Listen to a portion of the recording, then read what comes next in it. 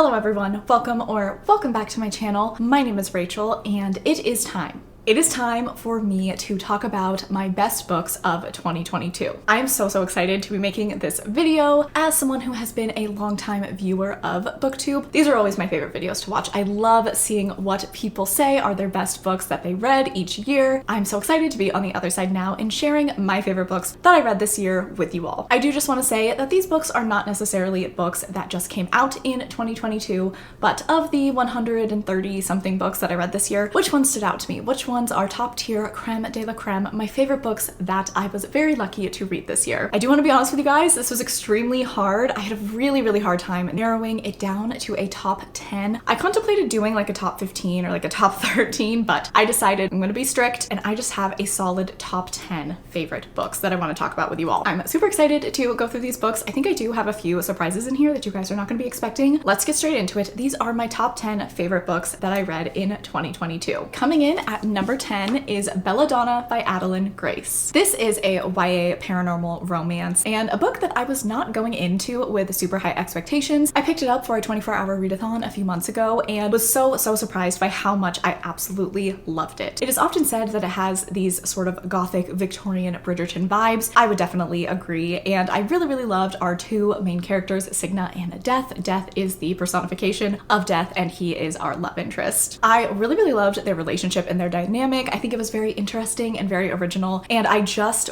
really connected to this writing. I think it's beautiful. I think it's a beautiful story. I was super intrigued from beginning to end. I loved the murder mystery aspect, and I had a hard time guessing who it was and was pretty surprised by the end of it. By the time I finished this book, I was so excited, and I had a really strong feeling that it would be on my best books of the year because I just loved it that much. Belladonna, obviously a 5 out of 5 star for me. 10th best book I read this year, and I'm very excited for the second book that is coming out next year, Foxglove. I hope it is as good as the first one. Okay, in spot number 9 is a book that I feel like everyone is going to be like, wait, what? Because I don't really talk about this book very much, but I read it, I think, in early February, and it was my very first time doing like a 24-hour readathon, and I picked up this book kind of on a whim, and because it was shorter, and I figured like, oh, this would be a good book to read during a 24-hour readathon, and then it ended up like blowing me away completely, and is now my favorite classic, and that is The Picture of Dorian Gray by Oscar Wilde. As I said, not a book that I went into with very high expectations. I just wanted to pick it up. It was pretty short, and I figured, hey, I'll be able to get through this book pretty quickly. But I was so enthralled in this book. Literally, the first chapter of this book is beautiful. It is one of my favorite chapters I have ever read in a book. I highlighted and annotated the crap out of this book. I had actually never annotated a book before I picked this book up. This book inspired that in me, so I definitely think that says a lot. If you don't know, The Picture of Dorian Gray is a gothic classic, and it follows our titular character, Dorian Gray. He is this young, beautiful man who enters London high society. He ends up being the muse for an artist who paints a portrait of him, and this portrait has a very sort of damaging psychological effect on Dorian Gray. There's a little bit of like horror and fantasy elements to this book, and a lot of commentary on vanity and youth and beauty and what that means in society, but how it can also be detrimental mentally, and it's just a really cool book. A book that I just did not expect to like as much as I did. I also was really surprised by the ending, and I loved it. It was weird and cool and dark and amazing. This is definitely, as I said, my favorite classic I have ever read. I think it's a really cool story. You should pick it up if you haven't, and definitely a book that I plan to reread for years to come. All right, my 8th best book that I read in 2022 is going to be Yoke by Mary H.K. Choi. This is a contemporary literary fiction novel. It follows two sisters living in New York City. These sisters have a pretty tumultuous relationship, but one of them receives a cancer diagnosis that brings them together. They have to work through a lot of their interpersonal struggles, but also their tense relationship, and I just thought that this was a really beautiful, painful at times, but really compelling story. I found the sister dynamic to be written very well. I loved that very real sister thing of arguing with one another and going at it, and then 2 seconds later being like, hey, do you want to hang out? And that was depicted quite a bit through this book, which added a bit of comedy to this heavier story. This is a story that I think will stick with me for a long time. I really liked the focus on the familial relationships, them talking about their Korean culture, their parents. There was a lot happening in this book that I really appreciated reading about, and I think that it is, even though there are some tougher favorite parts in this book. It's a beautiful story about family, about overcoming struggles, and it really, really touched me. Coming in at number 7 is going to be Heartless by Elsie Silver, my horse girl smut queen. This book, the reason why it is on my best books of 2022 is because it was so much fun. This is one of the funnest reading experiences I have had all year. I did not expect much going into this book. Like a lot of these books, a lot of these surprised me and blew me away, and that is why they're on this list. But I really didn't know what I was going to think of this book. I wasn't super enticed by the kind of idea and setting of this book, but I was very quickly proven wrong because this is such an amazing romance and so much fun. The tension in this book, the spice, it's top tier. So this book is a grumpy sunshine, single dad and nanny romance. Our main characters, Cade and Willa, I love them so much. They were really, really amazing, really fleshed out. I feel like I loved the whole Eaton family. I loved the kind of found family aspect in this story. There were funny moments, there were sad moments, there were sweet moments. It achieved a lot in 400 something pages. I actually read this book on my Kindle during a power outage and there was like a storm, and I don't know, it was a really, really fun time.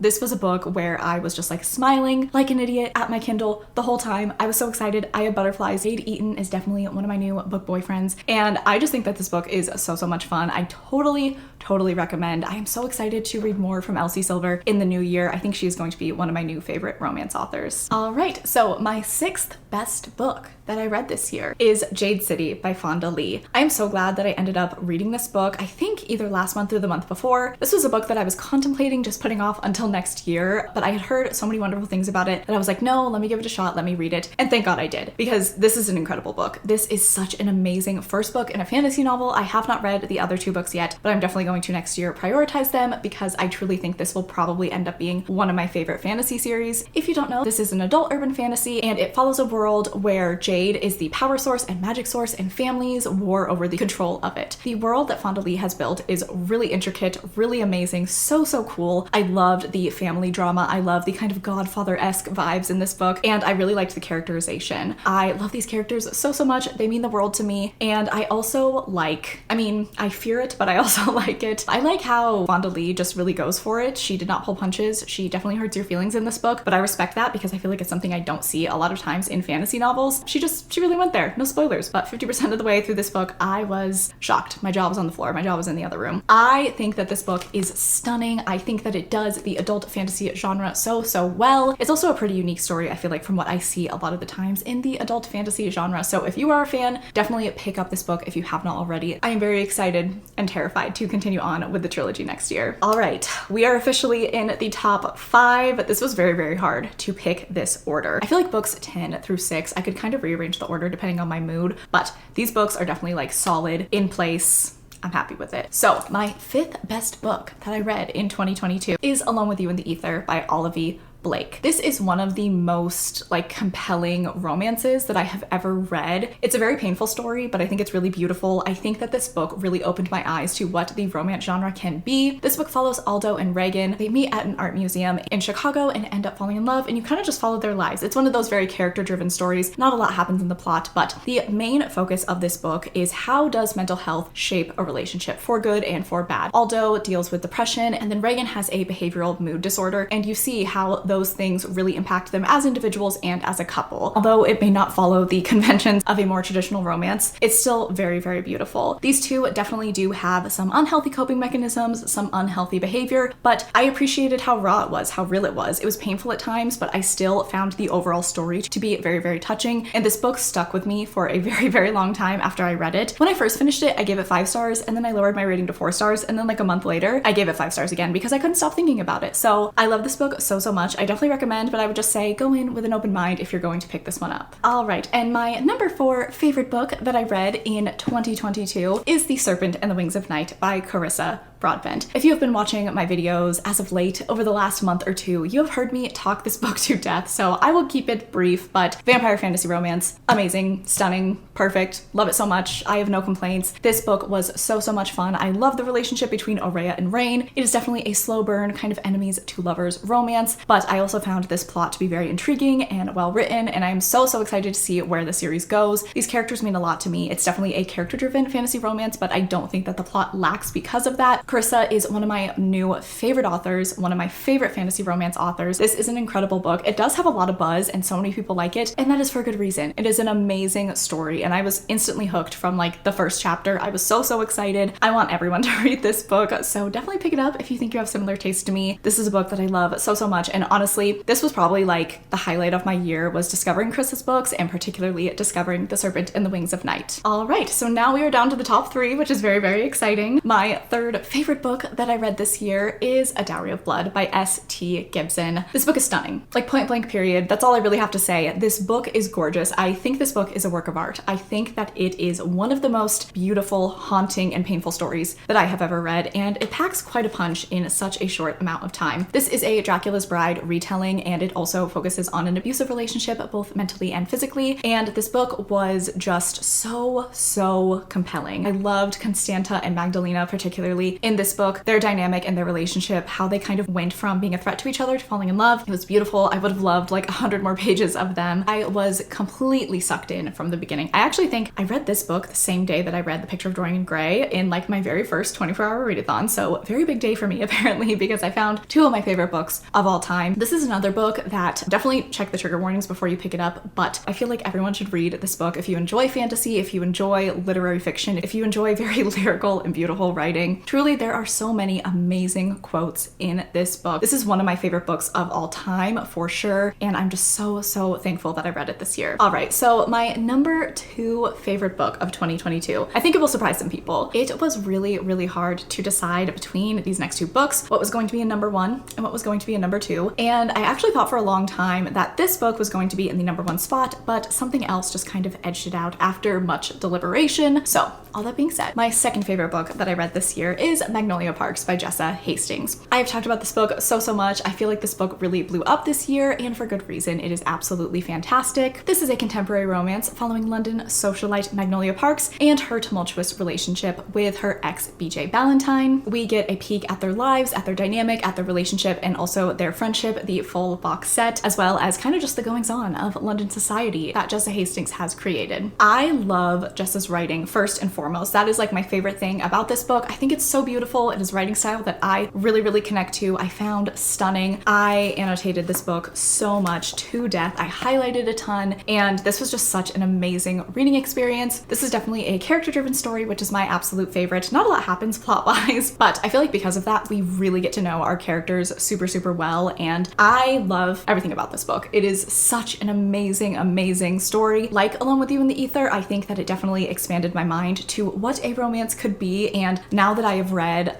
Daisy Hates and The Long Way Home in particular, I look at this book very differently, and it makes me love this book even more once you kind of get to know some of the backstory and details on Magnolia and BJ's life. You know, this book takes on a whole new meaning. So I love this book. It's my favorite romance. I think it's so beautiful, and definitely a book that I find myself thinking about quite often. All right, so that means that my number 1 favorite book, my best book of 2022, I'm sure will come as no surprise, and that is House of Sky and Breath by Sarah J. Maas. This book is just absolutely incredible. I know I've said that about like every book, but truly, like, these are my best books. This one being my absolute favorite. This is the sequel to Crescent City, House of Earth and Blood. Super highly anticipated book for me, definitely my most anticipated of the year, and it did not disappoint. I can't talk about much plot-wise, but Sarah J. Maas definitely deepens the world that she has created in the Crescent City series, and we get to know our characters a bit more. We have a lot more POVs, and we develop the characters that we already met in book 1. I walked away from this book loving so many characters, so much more. Rune Dannon is probably my favorite character in this book, particularly him and his love interest, that whole situation. They are actually my favorite couple of Crescent City. I'm so excited to see what Sarah does with them in the future, and I just really loved the like Scooby-Doo-esque, you know, mystery that the gang went through in this book. And then we have the ending, which is still like the most shocking, amazing, crazy ending that I have ever read in a book in my entire life. All of these books blew me away, but this book like blew me into another dimension. I had such a good time reading this book. I went back and watched my reading vlog, and I filmed myself reacting to the end of this book, and it was wild. It was crazy. I cried. I was like hyperventilating. I was freaking out. I was shocked, completely blown away, and I am just so excited to see what happens with Sarah's future books after this ending. And I need Crescent City 3 so bad. You guys know this. I talk about it all the time, but I literally think about that book every day. When is it going to be released? I am so excited for it. I need it. This book was definitely my favorite reading experience of the year. year. It means so much to me. I had such a good time reading this and getting back with Bryce and Hunt, and for all of those reasons, this is my absolute best book of 2022. All right, you guys, that is it. Those are my 10 best books of 2022. Go ahead and let me know down in the comments below what was your best book of the year, or your top 3 or your top 10, however many you want to list. I would love to know. I love seeing what everyone's favorite books are. I do just want to say that this will be my last video of 2022. I'm just going to be taking the last week off, and then the next video you should see from me is my January TBR. I believe I'm going to upload that on January 1st. I just want to take a moment to thank you all for making this one of the best years of my life. Truly, I started my booktube channel in January and I was very, very nervous to do it. I was this close to not doing it because I didn't know, was anyone gonna watch? Was anyone gonna care? Like, was I going to enjoy it? And creating my booktube channel has completely exceeded my expectations in every single way. I am so thankful for all of you, for every like and comment and view and DM. It truly means the world to me. I am so grateful for the friendships that I have made on YouTube. It's just so crazy that these people that I have never actually met in real life are some of my very best friends. And I am just so thankful for the opportunity to share my favorite books with you guys, and even not my favorite books, my most disappointing, my vlogs, all of my reading experiences. I'm just so glad that you are here watching. I'm really excited for next year. I have lots of reading plans, lots of video ideas, and I just can't wait to start my second year on booktube with you all. So if you made it to this point in the video and you wanted to leave an emoji, go ahead and leave the crescent moon emoji for Crescent City. As always, my Instagram and my Goodreads are linked down below. I would love if you followed me on both of them. I really appreciate that you watched this video. I truly hope that you are having a fantastic day, and I will catch you guys next year.